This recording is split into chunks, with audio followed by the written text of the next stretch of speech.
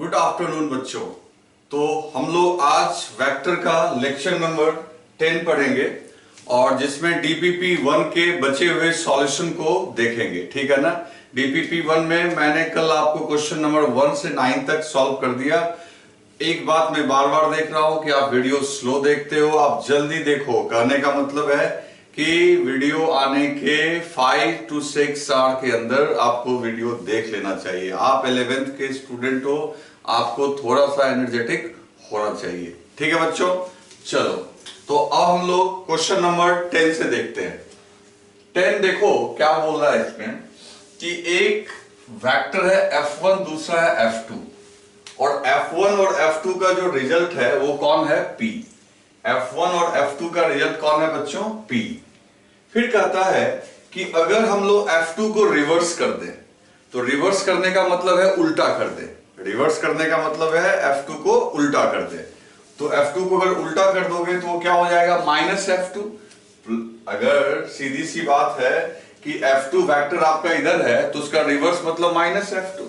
तो ऑटोमेटिकली कहता है अब उस माइनस F2 और F का F1 को रिजल्टेंट निकालते हैं तो क्या रिजल्टेंट आता है? Q। तो कहता है P square plus Q square की वैल्यू क्या होगी। मैं एक बार डायग्राम बना देता हूं तो आपको थोड़ा मजा आएगा। देखो मान लो ये वेक्टर है F1, ठीक है, और ये वेक्टर है F2। इन दोनों के बीच का एंगल है थीटा। इन दोनों के बीच का एंगल कितना है बच्चों? थीटा। F1 और F2 के बीच का एंगल है थीटा। अब इन दोनों का रिजल्टेंट जो है वो है P और F1 और माइनस F2 का, तो सीधी सी बात है माइनस F2 किधर होगा? तो F2 अगर इधर है तो इसके ठीक अपोजिट में माइनस F2 होगा। This is minus F2। तो इन दोनों का रिजल्टेंट जो है F1 और F2 माइनस F2 का रिजल्टेंट कौन है? Q। और इनके बीच का एंगल क्या होगा बच्चों? 180 माइनस थीटा।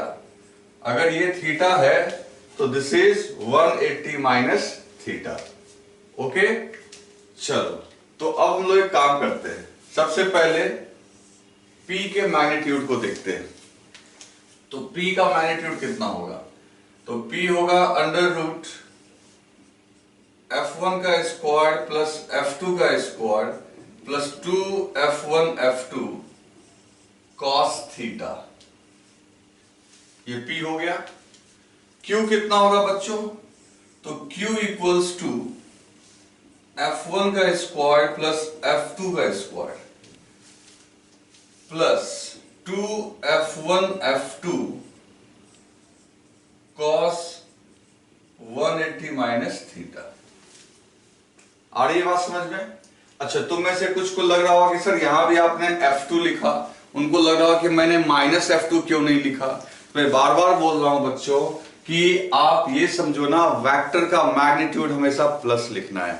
तो F2 और माइनस F2 में सिर्फ डायरेक्शन का फर्क है कि दोनों का डायरेक्शन अपोजिट होगा, but they have equal magnitudes. उनका मैग्नीट्यूड्स क्या होगा बच्चों? इक्वल। चलो अब cos 180 माइनस थीटा तुम जानते हो, माइनस cos थीटा हो जाएगा। तो Q जो है आपका, Q इक्वल्स टू क्या हो जाएगा यहां पे?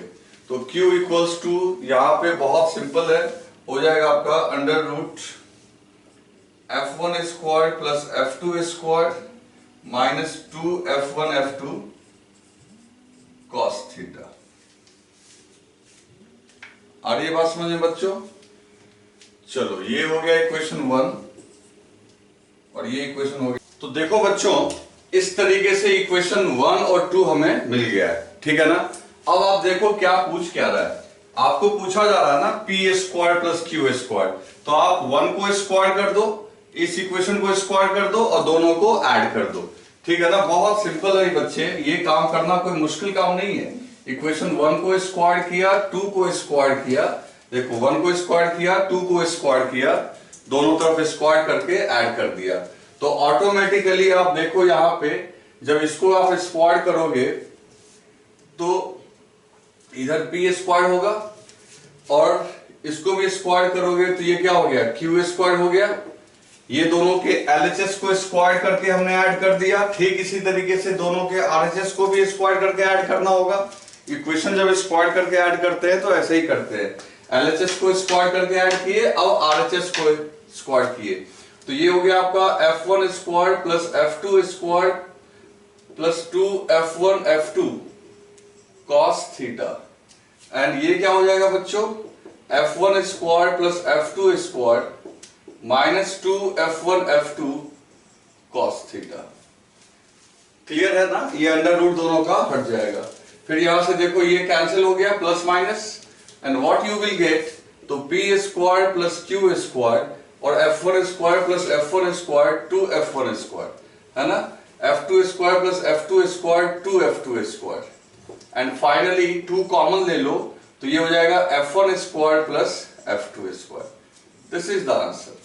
तो बहुत सिंपल क्वेश्चन है, टफ नहीं था, आपको थोड़ा सा दिमाग लगाना था और आई होप कि आपने सॉल्व कर लिया होगा। तो फटाफट इसे लिख लो।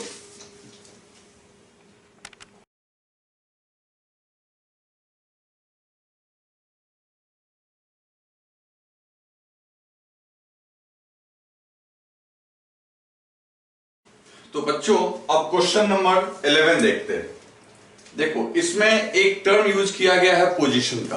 पोजीशन का मतलब होता है लोकेशन, और पोजीशन और लोकेशन को दिखाने के लिए हम लोग एक वेक्टर यूज करते हैं जिसको हम लोग बोलते हैं पोजीशन वेक्टर। वो हालांकि 2-3 लेक्चर के बाद आपके सामने आएगा, वो भी आएगा, लेकिन अभी उसके ऊपर रिलेटेड एक छोटा सा क्वेश्चन है तो उसकी थोड़ी बात हो रही है यहां पे। जैसे क्या बोल रहा है बच्चों कि मान लो एक वेक्टर है इस तरीके से, वेक्टर की जो लेंथ है वो है L, और मान लो ये एरो अगर किसी के पोजीशन को दिखा रहा है तो एरो ये बता रहा है कि एरो का हेड अगर यहां पे है तो कोई कह रहा है कि वो बॉडी वहां पे, मतलब ये एरो उस बॉडी के डायरेक्शन को भी दिखा रहा है और प्लस उसका डिस्टेंस इस टेल से, जैसे मान लो कि मैंने ये लिखा पटना, है ना, एक एग्जांपल के लिए, और ये है दिल्ली, ठीक है। तो कोई आदमी आपका भी दिल्ली में, तो पटना से दिल्ली में है तो हम लोग उसको अगर यहां पे बैठा हुआ है और दिल्ली में, तो ये पोजीशन वेक्टर हो गया उस पार्टिकल का। अगर वो दिल्ली से चला गया जयपुर या मुंबई कहीं चला गया, तो वो अगर मान लो अपने पोजीशन को शिफ्ट किया, लेकिन उसने एक काम किया कि दिल्ली के बाद जो उसने जगह चूज किया उसका डिस्टेंस पटना दिल्ली के बीच जितना था वही डिस्टेंस आपका उस जगह का भी है। कोई भी ऐसी जगह ले लो, मान लो पटना से दिल्ली x किलोमीटर है तो उसने x किलोमीटर पे ही एक दूसरा जगह चुन लिया। क्लियर? फर्क केवल क्या है कि डायरेक्शन चेंज हो गई। अब अगर देखें तो ये जो एरो है this is called position vector, ये इसके पोजीशन को दिखा रहा है। पोजीशन वेक्टर कैसे दिखा रहा है, एक तो इसके डायरेक्शन को भी दिखा रहा है कि इधर जाने पे आपको दिल्ली मिलेगा, डिस्टेंस भी बता रहा है x, और आप दिल्ली से कोई एक जगह चुन लो जो उतना ही डिस्टेंस पे है तो उसके लिए डायरेक्शन चेंज हो गई, लेकिन ये डिस्टेंस क्या है आप ये जो आपकी पोजीशन वेक्टर की मैग्नीट्यूड है, एग्जैक्टली डिस्टेंस वो क्या है, सेम है। कोई तुमसे पूछेगा क्या पोजीशन चेंज हो गई, तो ऑफ कोर्स चेंज हो गई। अब वो आदमी दिल्ली के बजाय यहां पे है, क्या डिस्टेंस चेंज हो गई, तो जवाब होगा नो। लेकिन पोजीशन जो है वो डायरेक्शन पे भी तो निर्भर करती है। आप केवल ये थोड़ी बोल सकते हो कि मेरे को 1000 किलोमीटर चलना है, किधर चलना है वो भी तो बताना होगा ना भाई। तो कहने का मतलब है कि अगर ये यहां से यहां शिफ्ट हुआ, रोटेट हुआ, तो इसमें चेंज आया। तो वही चीज यहां पे बोल रहा है कि एक वेक्टर है जो जिसकी लेंथ है L, मतलब मैग्नीट्यूड उसका क्या है L। अब इसको ना अपने टेल के अबाउट मतलब पूंछ के अबाउट क्या कर दिया गया, रोटेट कर दिया गया। ये कर दिया आपने रोटेट, जैसे हमने यहां रोटेट किया वैसे रोटेट किया। तो सिर्फ रोटेट किया है, तो रोटेट करने से लंबाई तो नहीं बदलेगी, इसकी लेंथ तो नहीं बदलेगी, लेकिन डायरेक्शन में चेंज आ गया। तो पूछ रहा है बच्चों कि कितना चेंज आया, तो कहोगे चेंज तो सर 0 आया, L का L रह गया। भाई मैं वेक्टर की बात कर रहा हूं, वेक्टर में सिर्फ मैग्नीट्यूड नहीं होता, हम लोग बात पहले भी कर चुके हैं। वेक्टर में डायरेक्शन भी होता है, अगर डायरेक्शन भी चेंज हो गया तो आप कहोगे कि वेक्टर चेंज हो गया। अगर डायरेक्शन चेंज हो गया तो वेक्टर चेंज हो गया। तो कहने का मतलब है, मान लेते हैं इसको इनिशियल वेक्टर Li, इसको मान लेते हैं फाइनल वेक्टर Lf। ये इनिशियल वेक्टर हुआ, ये फाइनल वेक्टर हुआ। इनिशियली मैग्नीट्यूड Li का मैग्नीट्यूड मान लेते हैं L, फाइनल मैग्नीट्यूड भी अगर देखें तो L ही है। लेकिन पूछ रहा है मेरे को चेंज कितना हुआ पोजीशन में, तो पोजीशन में चेंज, तो चेंज के लिए बच्चों हम लोग डेल्टा लिखते हैं। तो डेल्टा L इक्वल्स टू, तो डेल्टा क्या होता है भाई, वेक्टर फाइनल माइनस इनिशियल। लेकिन अब ये पोजीशन एक वेक्टर है, जिसको सिंपल तरीके से तो घटाओगे नहीं। आपको तो जब सब्ट्रैक्शन ऑफ वेक्टर में बता रहा था तो उसमें इस बात को आपको मैंने कहा कि आप अगर वेक्टर्स का चेंज निकाल रहे हो, अगर वेक्टर्स का चेंज निकाल रहे हो तो final vector minus initial vector करोगे। इन दैट केस वो जो सब्ट्रैक्शन होगा वो नॉर्मल साधारण आपका जो ऑर्डिनरी अलजेब्रिक मैथमेटिक्स है उससे सॉल्व नहीं होगा। आपको क्या लगाना पड़ेगा, सब्ट्रैक्शन ऑफ वेक्टर्स। तो सीधी सी बात है, मेरे को डेल्टा L निकालना है तो LF माइनस Li, इन दोनों वेक्टर को सब्ट्रैक्ट करना होगा, जो कि बहुत आसान काम है। हम लोग आराम से क्या लिखेंगे, सब्ट्रैक्शन का फॉर्मूला हम लोग जानते हैं, a square plus b square minus 2ab cos theta. तो सीधी सी बात है यहाँ, अब देखो दोनों का मैग्नीट्यूड तो L ही है ना, तो L square plus L square, a square plus b square, और यहां पे क्या लिखोगे, minus 2ab L into L into cos theta. ठीक है ना, दोनों के बीच का एंगल क्या है, थीटा। लिखा हुआ है थीटा से रोटेट करवाया गया। तो अब देखो यहां पे क्या हो रहा है, तो this is 2L square minus 2L square cos theta. ठीक है, 2L square minus 2L square cos theta. अब सीधी सी बात यह है कि आप इसमें 2L स्क्वायर को कॉमन ले लो। तो अगर आपने 2L स्क्वायर को कॉमन ले लिया तो 1 माइनस कॉस थीटा, और अगर आपको ट्रिगो के सारे फॉर्मूला आपने ढंग से याद कर रखा है तो आप याद करो 1 minus cos theta, what you will get, तो you will get 2 sine square theta upon 2। ये आपको लिखवाया जा चुका है कॉपी में, आप देख लो। तो ट्रिगोनोमेट्री वाला जो लेक्चर किसी ने मिस किया है तो वो भी देख लो भाई, मैं बार बार बोलता हूं बेसिक मैथमेटिक्स आपको देखना चाहिए। तो 1 माइनस कॉस थीटा, तो 1 माइनस कॉस थीटा को रिप्लेस करोगे, बहुत सिंपल है, आप यहाँ पे 2L square into 2 sine square theta by 2। तो फाइनली 2 का 4 का अंडर रूट आ गया 2, L स्क्वायर का L, ये इसका भी स्क्वायर हट जाएगा। तो फाइनल आंसर जो आया बच्चों, ये जो पोजीशन वेक्टर का जो चेंज आया वो कितना आया, 2L sine theta by 2। Clear है बच्चों, लिख लो इसको।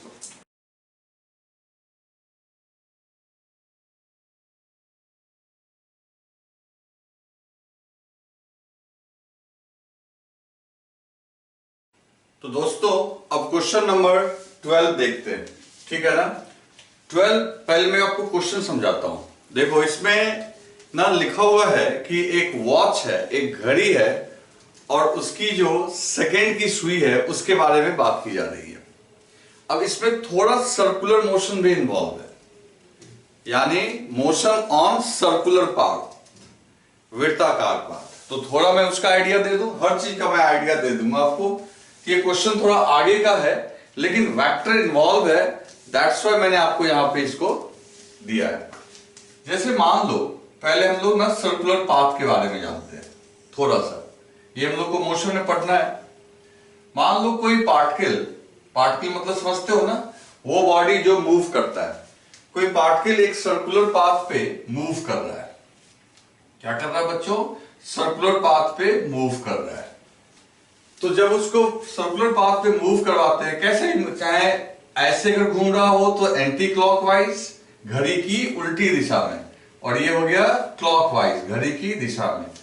तो उसमें रूल क्या है कि जब पार्टिकल सर्कुलर पाथ पे चलता है, जैसे मान लो भी यहां पे है, फिर यहां पे, तो वेलोसिटी का जब भी डायरेक्शन निकालना हो तो सर्कल के जिस पॉइंट पे आपको कैलकुलेट करना हो वेलोसिटी का डायरेक्शन, आप उस जगह पे एक टेंजेंट ड्रॉ करेंगे, स्पर्श रेखा, टेंजेंट।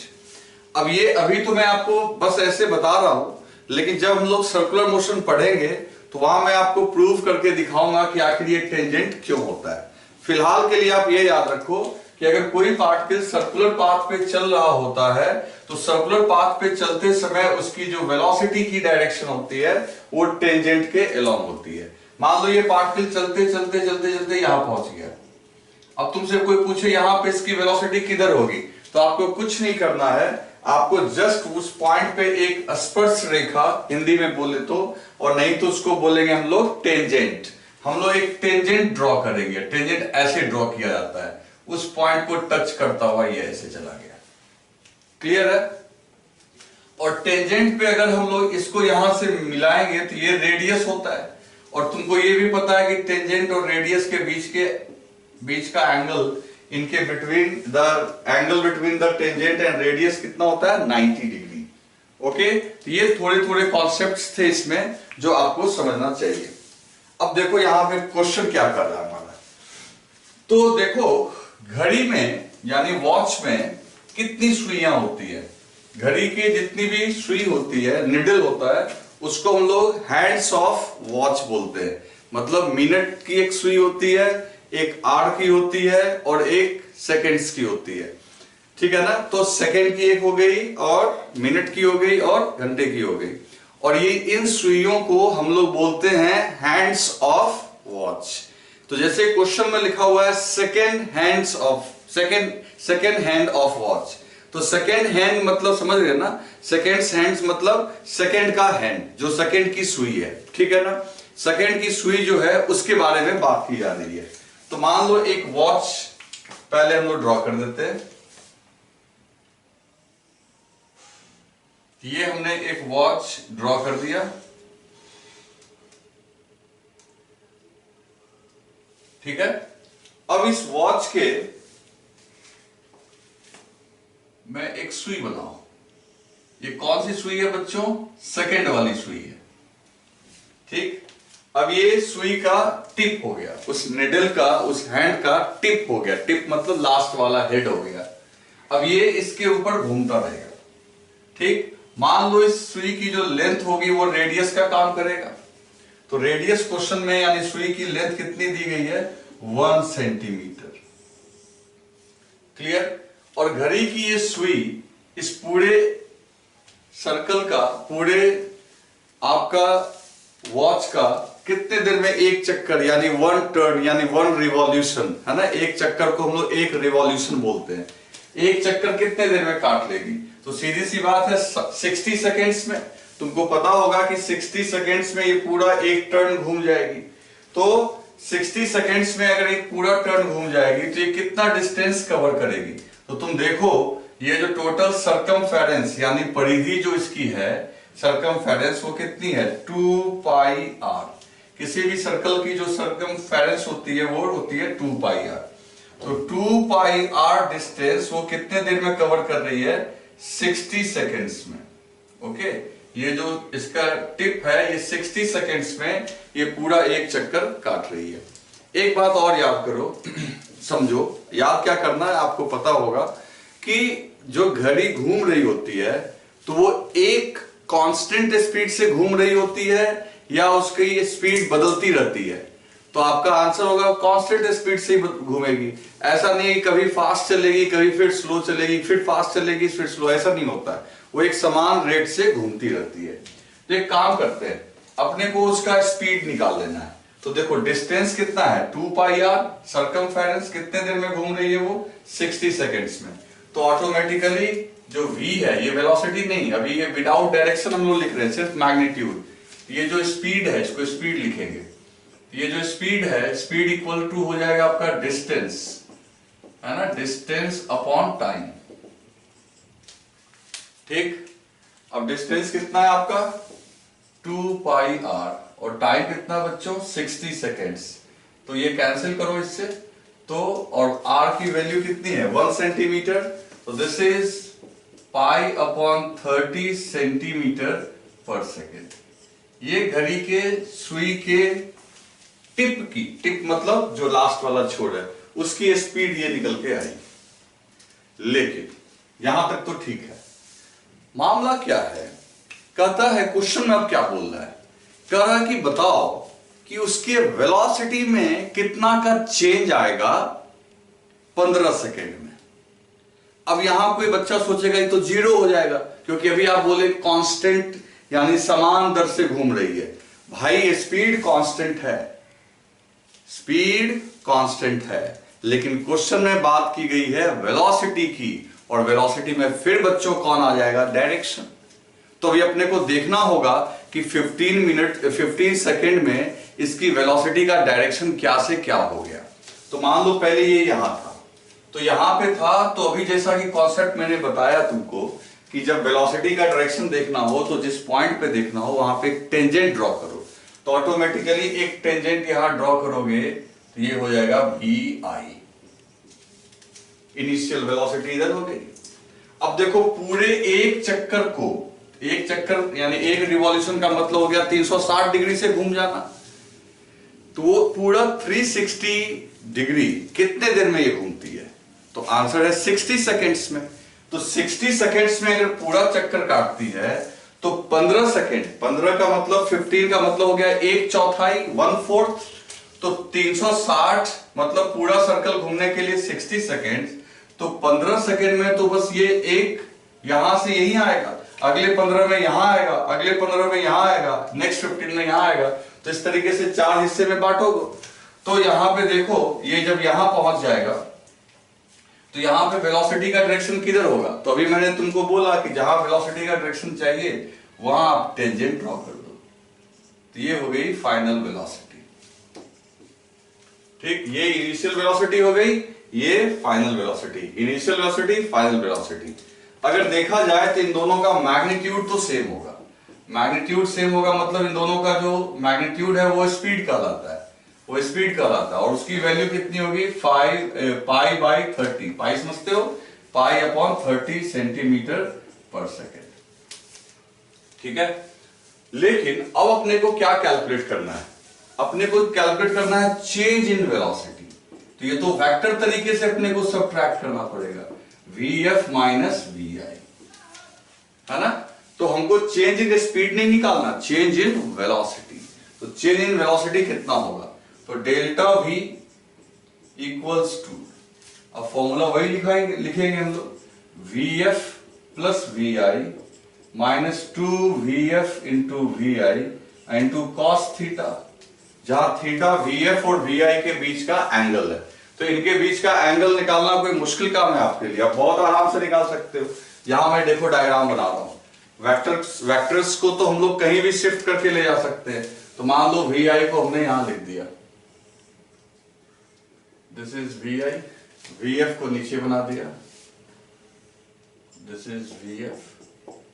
तो vi और vf के बीच के एंगल कितने हो गए भाई, तो अगर इसको यहां शिफ्ट करोगे तो तुम खुद देख रहे हो कि अगर vi यहां पे आके हम लोग बना देंगे तो ये एंगल तो आपका 90 डिग्री ही होगा ना, या अच्छा नहीं रहेगा बनाना, तुम्हें कंफ्यूजन हो जाएगा नहीं तो कितना एंगल होगा बच्चों, 90 डिग्री, और cos 90, तो सीधी सी बात है cos 90 क्या होता है, cos 90 होता है 0, तो ये पूरा टर्म ही खत्म हो गया। तो क्या हुआ आंसर बच्चों, तो change in velocity is equal to under root vf, vf है आपका पाई बाई 30, पाई बाई 30 का स्क्वायर, ठीक है, और vi भी पाई बाई 30 है, पाई बाई 30 का स्क्वायर, तो अल्टीमेटली ये हो जाएगा अंडर रूट, अब दोनों पाई बाई 30, 2 इंटू पाई बाई 30 का स्क्वायर, तो अंडर रूट में पाई बाई 30 तो बाहर आ गया क्योंकि इसका स्क्वायर है, और वो रह गया अंडर रूट सेंटीमीटर पर सेकेंड। तो आंसर हो गया बच्चों pi by 30 into root 2 centimetre पर सेकेंड। तो इसमें थोड़ा डिफिकल्ट था, दिमाग ज्यादा लगाना था, तो आप समझ गए होंगे, लिख लीजिए इसको।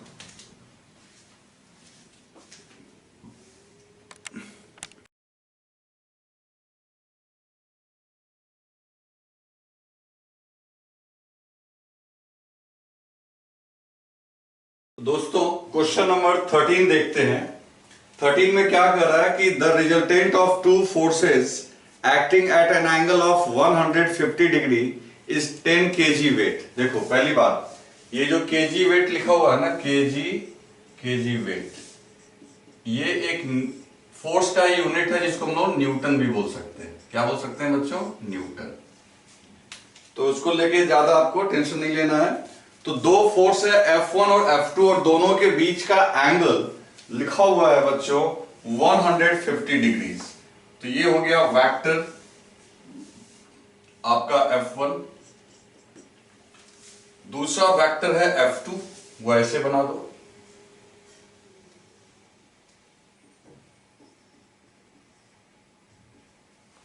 और दोनों के बीच का एंगल ये दिया हुआ है 150 डिग्रीज। ओके, आगे क्या लिखा हुआ है? जो रिजल्टेंट है दोनों का वो है 10 kg वेट। मीन्स कि F1 और F2 को ऐड करने से जो रिजल्टेंट F मिला, तो F का मैग्नीट्यूड जो है वो है 10 न्यूटन। अच्छी बात है। फिर आगे क्या लिख रहा है? And is perpendicular to one of the force. और ये जो रिजल्टेंट है F, ये दोनों में से किसी एक के ऊपर परपेंडिकुलर है। तो मान लेते हैं F1 पे परपेंडिकुलर है। आपकी मर्जी, आप किसी पे भी मान सकते हो। तो मान लो मैंने यहां पे इसको ऐसे परपेंडिकुलर शो कर दिया, ये हमारा रिजल्टेंट हो गया। तो अच्छी बात है, रिजल्टेंट दोनों वेक्टर के बीच में आना भी चाहिए, है भी। तो पूछ रहा है कि दोनों में से किसी एक के ऊपर, ध्यान देना भी यहां पे, दोनों में से किसी एक के ऊपर परपेंडिकुलर है, द अदर फोर्स इज। तो भाई अगर F1 के ऊपर आपने इसको परपेंडिकुलर मान लिया है, तो कहता है अदर फोर्स कितना होगा। तो अदर मतलब किसकी बात कर रहा है? F1 की बात कर रहा है या F2 की बात कर रहा है? ऑटोमेटिकली F2 की बात कर रहा है, क्योंकि अगर आप वो एक पे परपेंडिकुलर आपने अगर मान लिया है, तो वो कह रहा है कि अदर फोर्स कितना होगा। तो यानी F2 की वैल्यू पूछी जा रही है। तो आप एकदम आराम से निकाल सकते हो। ये एंगल 150 डिग्री है। देखो कैसे सॉल्व करेंगे, बहुत मुश्किल नहीं है। सबसे पहली बात क्या है कि हम लोग यहां पे एक एंगल, इस देखो, इस एंगल को देखो। अगर ये 150 है,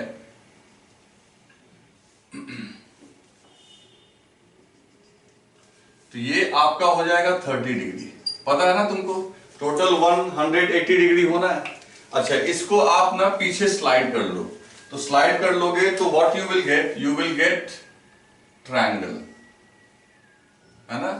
क्योंकि देखो tail head, head to head, tail to tail, ये आपका F2 को हमने इधर स्लाइड कर लिया।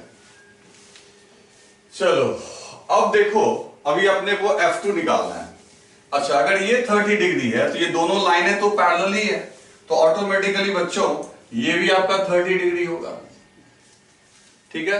अब आपके सामने एक ट्रायंगल दिख रहा है, राइट एंगल ट्रायंगल। ठीक है, अब आपके सामने ट्रायंगल दिख रहा है और आपको F2 चाहिए। तो इस ट्रायंगल में अगर आप साइन 30 डिग्री लिखोगे, तो साइन 30 करोगे तो ये हो गया, दैट इज F। ये आपका F हो गया परपेंडिकुलर, तो F डिवाइडेड बाय ये वाला साइड हो गया, this side upon this side को ही साइन थीटा बोलेंगे हम लोग। तो sine 30 equal to F upon F2। कितना आराम से सॉल्व हो गया। साइन 30 की वैल्यू कितनी है बच्चों? 1/2, और ये F आपका है 10, और ये हो गया F2। क्रॉस मल्टीप्लाई कर दो, तो क्रॉस मल्टीप्लाई करोगे तो 2 से मल्टीप्लाई हो गया, ये हो गया 20 न्यूटन। तो F2 की वैल्यू यानी दूसरे फोर्स की वैल्यू 20 न्यूटन या 20 kg वेट भी बोल सकते हो। आ रही है बात समझ में? तो ये आप सभी लोगों से बन गया होगा, बहुत टफ नहीं है, एकदम आराम से सॉल्व हो जाएगा। ठीक है बच्चों।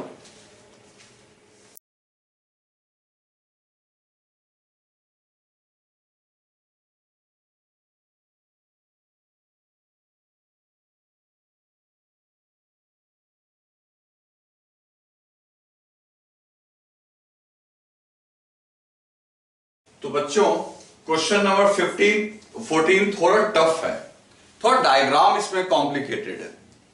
इसको ना थोड़ा रिवर्स में चलना होगा। रिवर्स में चलना होगा मतलब कि आप चॉइस देखो, जो चॉइस आपको दिया हुआ है, ये एक रेगुलर हेक्सागन है, आप देखो सारा आंसर आपको एओ के टर्म में दिया हुआ, वेक्टर एओ। वेक्टर एओ का मतलब समझे ना, आपको मैंने ये सिंबल का मतलब भी समझाया था कि जब एओ लिखा हुआ हो तो जैसे ये वेक्टर बना दिए तो इसके टेल पे होगा ए और हेड होगा ओ के पास। अगर ये ओए होता तो ओ यहां पे होता और ए यहां पे होता। समझ गए ना बात को?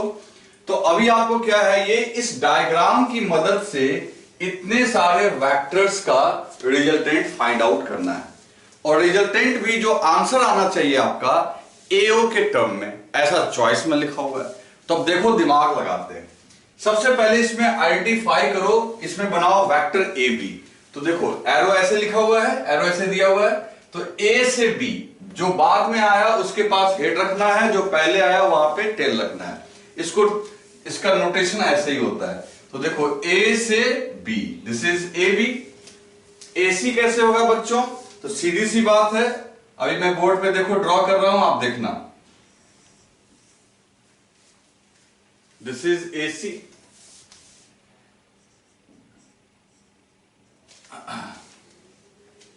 एडी कैसे होगा बच्चों? तो सीधी सी बात है, आप यहां से लेके ए से लेके डी तक एक वेक्टर ड्रॉ करो, ये आपका एडी हो गया। ए कैसे ड्रॉ करोगे? तो भाई ए ये है, ये ई है, ठीक है ना, वहां तक ड्रॉ करेंगे। तो ऐसे करते चले जाएंगे। तो हम लोग करते हैं, पहले काम करते हैं, एक साथ में सारा बना दूंगा तो फिर आप कंफ्यूज कर जाओगे। पहले एक बात देखो, तो इन सभी को ऐड करना है। तो एक काम करो, ए बी को आप ए बी रहने दो, इसमें कोई चेंजेस मत करो। आप ए सी को क्या लिख सकते हो?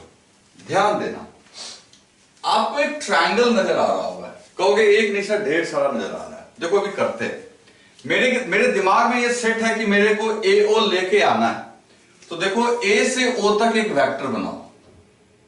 तो ये जो वेक्टर हो गया, देखो यहां टेल, ये हेड, ये हो गया ए ओ, ठीक। और एक वेक्टर ओ से सी तक बनाओ। तो देखो टेल हेड, ये हो गया आपका ओ सी। टेल हेड, तो ये हो गया ए ओ, ये हो गया आपका ओ सी। ओ सी क्यों हुआ? क्योंकि इसका टेल ओ पे है और सी पे हेड है। अब जब देखो टेल हेड, तो इस वेक्टर को देखो head to head, tail to tail, इसका मतलब AC जो है ये रिजल्टेंट है। AC क्या है? रिजल्टेंट है। किसका रिजल्टेंट है? AO का और OC का। तो AC जो है आपका रिजल्टेंट हो गया किसका बच्चों? AO का प्लस OC का। ये कैसे लिखे, समझ में आया? टेल हेड, तो इन दो वेक्टर के रिजल्टेंट के रूप में हम लिख सकते हैं AC को, क्योंकि ये डायग्राम से ही दिख रहा है हमको। तो AC को हम लोग लिख सकते हैं AO प्लस OC, ठीक है। चलो वेक्टर AD को क्या लिख सकते हैं? अब अगला है AD। वेक्टर AD को क्या लिख सकते हैं? भाई एक बात समझो, वेक्टर A से D यहां तक है, एक वेक्टर है A से O और दूसरा वेक्टर होगा O से D, ये वेक्टर होगा OD। देखो यहां से यहां तक A से O और यहां से यहां तक हो जाएगा O से D।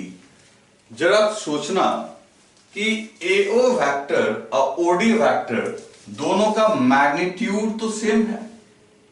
दोनों का मैग्नीट्यूड क्या है? सेम, लंबाई सेम ही होगी ना भाई, और दोनों का डायरेक्शन भी सेम है। तो हम यहां पे लिख सकते हैं कि वेक्टर AO एग्जैक्टली इक्वल है वेक्टर OD के, और जो वेक्टर AD होगा वो इन दोनों वेक्टर के सम के बराबर होगा, क्योंकि यहां से यहां और यहां से यहां ऐड कर दोगे तो वेक्टर AD बन जाएगा। तो AD इक्वल्स टू लिख सकते हो AO, इसमें कोई ट्रायंगल बनाने की जरूरत नहीं है, सीधी सी बात है। ये आधा वेक्टर हुआ, आधा और ऐड करेंगे तो पूरा AD बनेगा। तो AD equal to AO plus OD, और OD को किसके बराबर हमने कर रखा है? AO के बराबर। तो ऑटोमेटिकली अगर यहां भी AO लिख देंगे तो ये 2AO के बराबर हो गया। तो वेक्टर AD किसके बराबर हो गया? 2AO। और ऐसा हम क्यों कर रहे हैं, बार बार AO क्यों ला रहे हैं वो तुम समझ रहे हो, क्योंकि मेरे को उसी के टर्म में सारे वेक्टर्स को कन्वर्ट करना है। चलो अब आ जाते हैं वेक्टर AE के पास। अब वेक्टर AE कैसे ड्रॉ करें? इसको दूसरे कलर से ड्रॉ करें। ताकि आपको अच्छा दिखे। देखो ये है ए, ये है ई, ठीक है। ये हो गया आपका वेक्टर ए, टेल हेड। अब एक बात गौर करना, एक वेक्टर है एडी और एक वेक्टर बना लो डीई, ऐसे डी से ई। ध्यान देना भाई, tail head, tail head, head to head, tail to tail. तो आप लिख सकते हो vector A E is equal to vector A D, A से डी, अब प्लस वेक्टर डीई, ए से डी अब प्लस डीई, लिख सकते हैं ना। फिर क्या करेंगे, यहां एक और मॉडिफिकेशन करेंगे। अब गौर करना,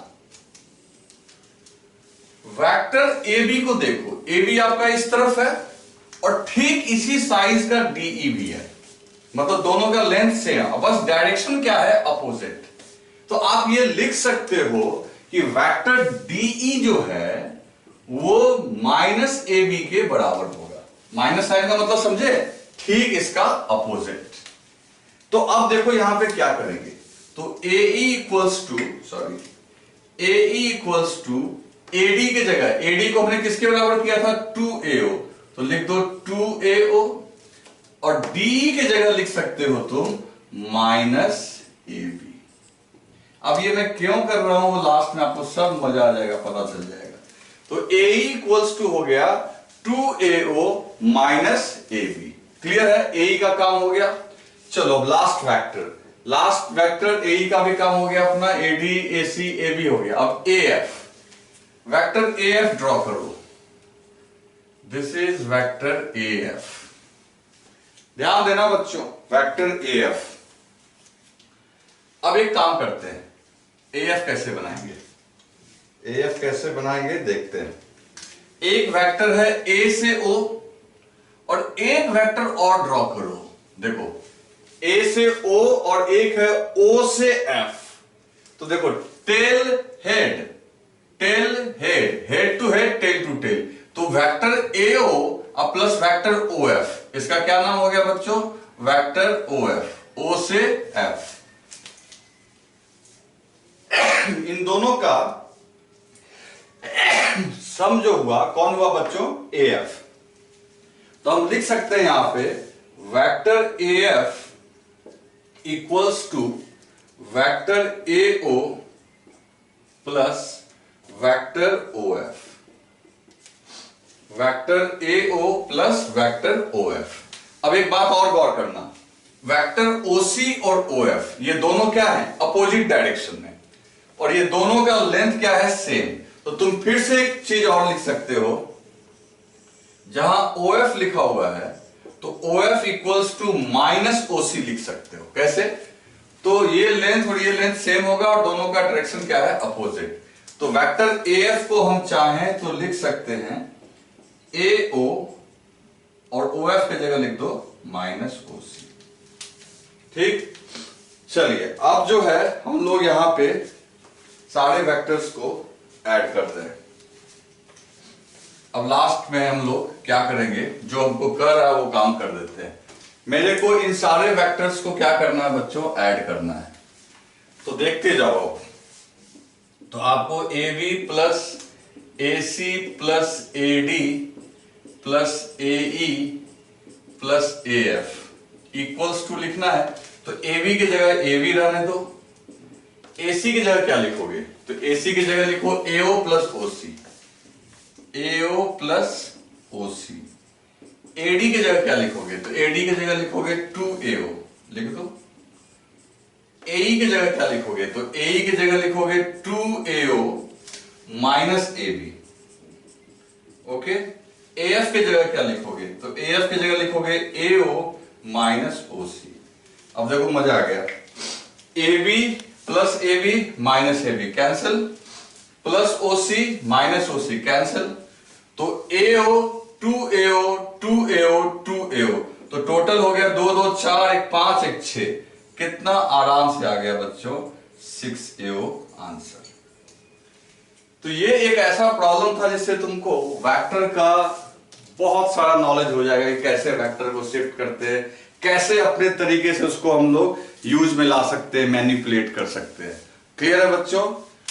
तो ये थोड़ा टफ था, लेकिन आप देख लो कुछ लोगों से बन गया होगा तो अच्छी बात है।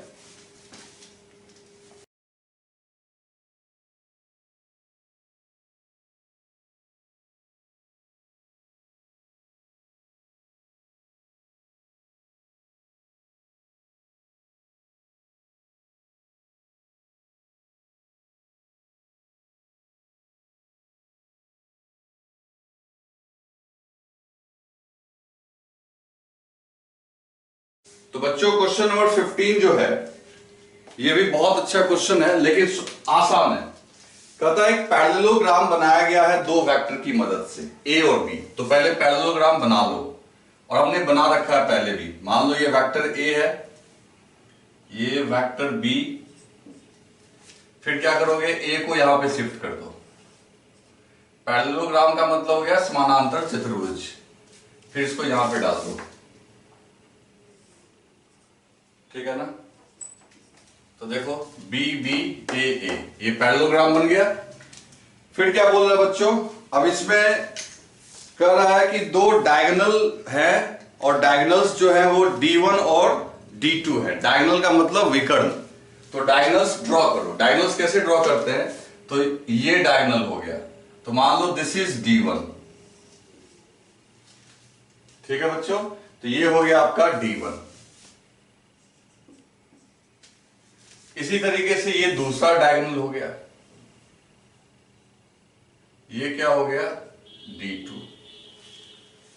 तो बच्चों एक चीज देखो, अब D1 को लिख सकते हैं हम लोग vector A plus vector B, क्योंकि देखो टेल हेड, तो D1 का टेल यहां पे है, D1 का हेड यहां पे है, यानी D1 रिजल्टेंट हो गया A और B का। अब D2 के केस में देखें तो D2 किसका रिजल्टेंट होगा, तो D2 रिजल्टेंट नहीं हो पाएगा, क्योंकि आपको तो ट्रायंगल देखना है। तो देखो वेक्टर A का ये टेल है, वेक्टर A का ये हेड है, और D2 का ये टेल है, D2 का ये हेड है। तो तुम ये कह सकते हो इस केस में B, देखो B का हेड यहां पे हेड है, B का टेल यहां पे टेल है, तो तुम बोल सकते हो वेक्टर B रिजल्टेंट हुआ किसका किसका, वेक्टर A का और वेक्टर D2 का। आ रही है बात समझ में? कैसे हुआ समझ में आया? Tail head to head, tail to tail. लेकिन अब एक काम कर सकते हैं, मान लो कि A को इधर भेज दो, तो A को इधर भेज दोगे तो B बराबर क्या हो जाएगा, B minus A equals to D2। तो बच्चों इस तरीके से D2 इक्वल्स टू क्या हो गया आपका, B माइनस A। अब देखो मजा आएगा, D1 क्या हुआ A प्लस B, और D2 क्या हुआ B माइनस B। मतलब D1 इन दोनों वेक्टर का एडिशन है और D2 इन दोनों का सब्ट्रैक्शन है। तो आपको पूछ क्या रहा बच्चे, तो आपको पूछा जा रहा है A square plus B square का वैल्यू कितना होगा। तो एक काम करो, देखो कितना आराम है, पहले D1 का मैग्नीट्यूड निकालो। तो D1 इन दोनों का रिजल्टेंट है A प्लस B का, तो लिखोगे under root A square plus B square plus 2AB cos theta, ठीक है? अब इसको स्क्वायर कर दोगे तो D1 square equals to A square plus B square plus 2AB cos theta, ठीक है? D2 क्या है, B माइनस A है, इन दोनों वेक्टर का सब्ट्रैक्शन है। तो D2 इक्वल्स टू क्या लिखोगे, तो D2 इक्वल्स टू लिखोगे under root B square plus A square minus 2AB cos theta, क्योंकि ये सब्ट्रैक्शन से पहला हो रहा है। तो इसको भी स्क्वायर कर दो, ये हो गया D2 square equals to A square, इसको आगे लिख लेते हैं कोई दिक्कत नहीं है, A square B square minus 2AB cos theta. अब ये देखो इक्वेशन है 1 और ये इक्वेशन है 2, इन दोनों इक्वेशन को ऐड करो 1 प्लस 2, तो इधर क्या हो जाएगा बच्चों, D1 स्क्वायर, इसके भी LHS में है D2 स्क्वायर, उसके LHS में D1 स्क्वायर, इसके में D2 स्क्वायर, और इन दोनों को अगर ऐड करोगे तो आप खुद समझ सकते हो कि plus 2AB cos theta minus 2AB cos theta cancel हो जाएगा, और A square plus A square 2a square, B square plus B square 2b square. आ रही बात समझ में? तो d1 का स्क्वायर प्लस d2 का स्क्वायर और यहां 2 कॉमन ले लो तो a square plus b square. So a square plus b square equals to d1 square plus d2 square upon 2। इस तरीके से बच्चों आंसर आ गया। तो बहुत आसान क्वेश्चन है, थोड़ा दिमाग लगाना था और कुछ नहीं है। तो फटाफट इसको लिख लीजिए आप।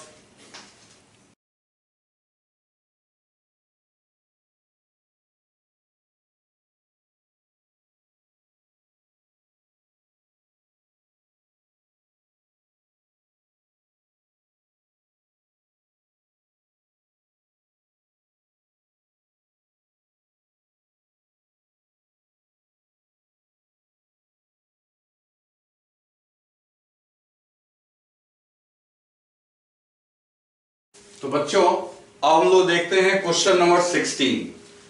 अब ये अगर आप डायग्राम के थ्रू नहीं बनाओगे तो ये भी आपको टफ लगेगा।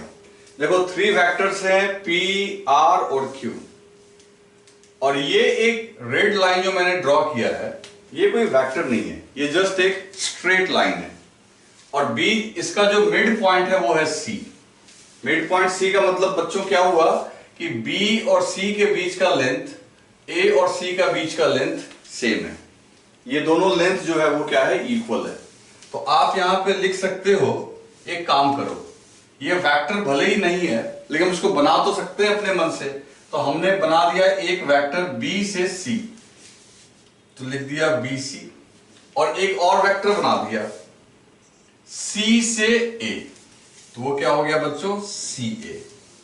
और वेक्टर BC और CA का डायरेक्शन क्या है, सेम। देखो ये भी ऐसे जा रहा है, ये भी ऐसे जा रहा है, और मैग्नीट्यूड भी सेम है। तो इसका मतलब ये हो गया कि हम लोग लिख सकते हैं BC इक्वल्स टू CA। अब ये अपने को बहुत मदद करने वाला है। अभी फिलहाल हमने लिख लिया BC इक्वल टू CA।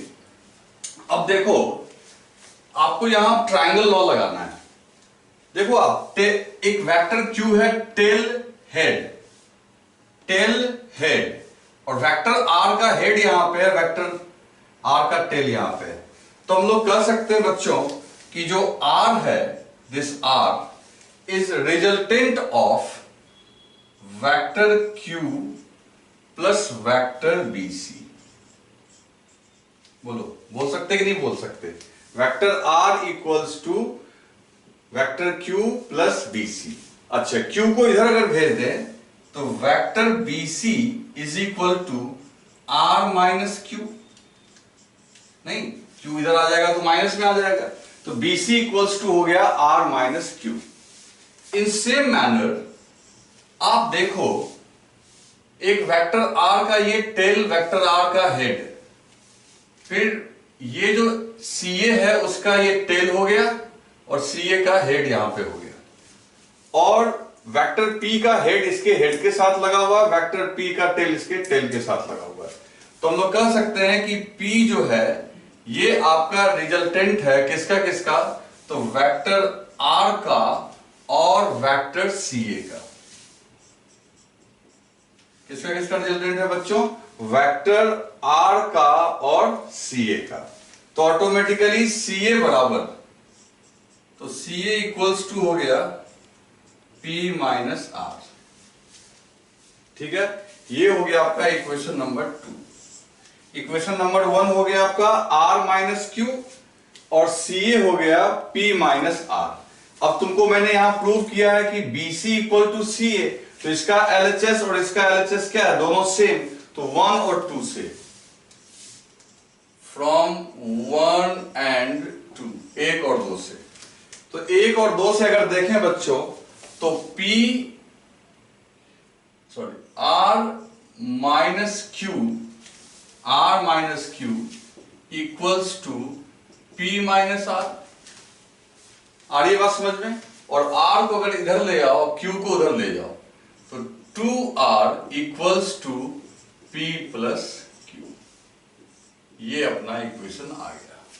अब चॉइस देख लेते हैं इसमें से कौन सा चॉइस सेट हो रहा है।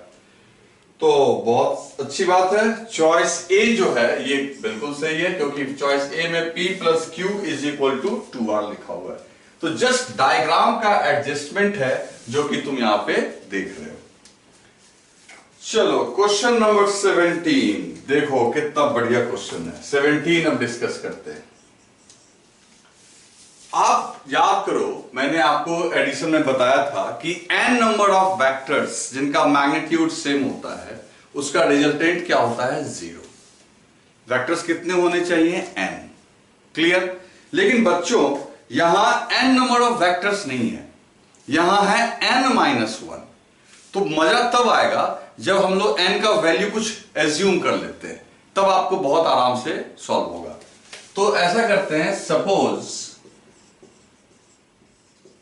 n equals to 4, capital N की वैल्यू क्या मान लेते हैं, 4। तो कितने वेक्टर्स हो गए बच्चे, तो वेक्टर्स हो गए कितने आपके, n-1। तो नंबर ऑफ वेक्टर्स हो गए n-1, यानी 4-1, यानी बस 3 वेक्टर्स है। वेक्टर्स कितने हैं आपके पास, 3। अच्छा, सबका मैग्नीट्यूड कितना है, f। क्या है, कोप्लेनर। यहां तक तो सही चल रहा है। अच्छा, सबके बीच का एंगल दिया हुआ है, तो एंगल जो दिया हुआ है 2π/n। बाकी सब ठीक है, बस खाली दिक्कत क्या कर दिया इसने, वेक्टर्स की संख्या n के बजाय n-1 ले लिया, मतलब मात्र 3, और एंगल लेकिन ले रहा है 2π/n। तो 2π/n का मतलब हो गया 2π/4, यानी π/2, यानी 90 डिग्री। तो आपको क्या करना है बच्चों, अब आपको टोटल 3 वेक्टर्स मात्र ड्रॉ करना है, और तीनों के बीच का एंगल कितना है, प्रीसीडिंग वन का मतलब होता है कि इसके बाद जो दूसरा आया, फिर दूसरे बाद तीसरा। तो इस तरीके से हमने 3 वेक्टर्स बना लिए, एक ऊपर f, इधर f, इधर f, ये 3 वेक्टर्स बन गया। ठीक है ना। अब इसका रिजल्टेंट निकाल लेना है। अगर सोचो कि वेक्टर्स नंबर, सपोज मान लो n की वैल्यू हमने 4 मान ली थी और वेक्टर की संख्या भी 4 होती, तो एक चौथा भी हम लोग बनाते और तब रिजल्टेंट हमारा आता 0, जो हम पढ़ चुके हैं। लेकिन कह रहा है कि वेक्टर्स की संख्या n-1 है, तो सीधी सी बात है चौथा वेक्टर नहीं बनाएंगे। तो क्या रिजल्टेंट होगा भाई, तो ये और ये एक दूसरे को कैंसिल कर देगा, दोनों अपोजिट है, तो मैग्नीट्यूड भी सेम है, तो ये दोनों एक दूसरे को क्या कर देगा, कैंसिल। तो अनकैंसिल्ड कौन रह गया, मतलब जो बच गया वो कौन, ये यही। तो ऑटोमेटिकली रिजल्टेंट 0 होने के बजाय रिजल्टेंट हो जाएगा f, यानी कि रिजल्टेंट का मैग्नीट्यूड f के बराबर होगा। आई बात समझ में। 0 कब होता, जब वेक्टर्स की संख्या n होती, लेकिन वेक्टर्स की संख्या कितनी ली जा रही है, n-1। ठीक है। अगर तुमको कि सर आपने 4 करके प्रूव किया, तुम 3 करके कर लो, 5 करके कर लो, सेम आंसर यही आएगा। ठीक है बच्चों, चलो लिख लो।